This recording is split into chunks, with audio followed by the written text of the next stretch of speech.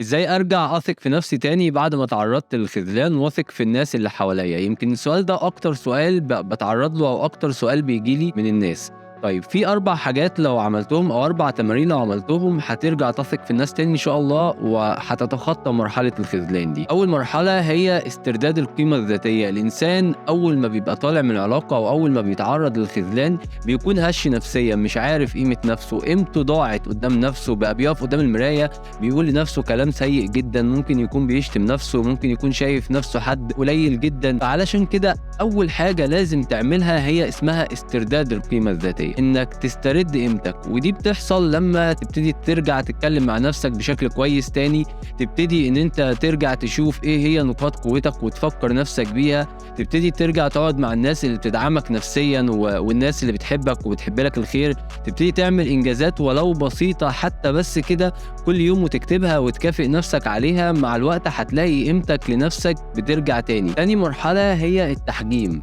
أي إنسان في الدنيا بعد ما بيخرج من علاقة بيكون عنده مشكلة كبيرة جدًا، وهو إنه بيكون شايف الدنيا كلها سودا، وشايف الناس كلها وحشة، ومش عارف يثق في أي حد.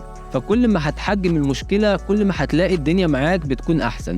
أحجم المشكلة إزاي؟ إن أنا أكون أقنع نفسي أو أقعد أقول لنفسي إن أنا مشكلتي مع شخص واحد بس هو اللي خذلني، مش مع الناس كلها، وإن مش الدنيا كلها وحشة ولا حاجة، الدنيا زي ما فيها الحلو وفيها الكويس، أنا بس اللي أسأت الاختيار في الفترة دي أو في العلاقة دي أو في التجربة دي. بس إن شاء الله مع الوقت هابتدي إن أنا أتعلم من التجربة دي علشان أعرف أختار بعد كده. أنت كده بتعمل عملية تحجيم وبتقول لعقلك إن مشكلتك مع شخص واحد بس مش مع الناس كلها، وده مع الوقت لما تعمله هيرجع ثقتك في الناس. تالت حاجة إنك تحاول تقرب من الناس اللي بتحبهم وتطلب منهم الدعم، ما تقعدش لوحدك كتير.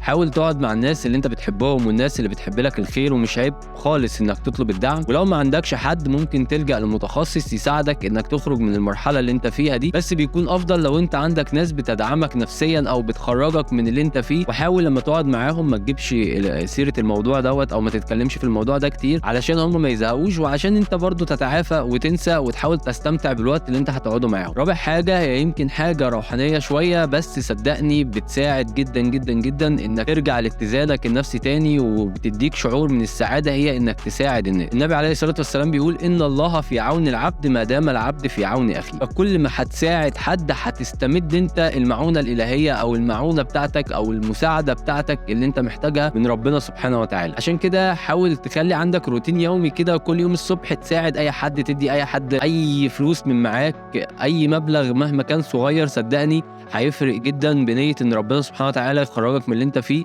ده بيفرق بشكل كبير جدا. وهنا وصلنا لغايه اخر الفيديو، فما تنساش تعمل فولو لايك وتقولي في الكومنتات تعرضت للخذلان قبل كده ولا لا. سلام.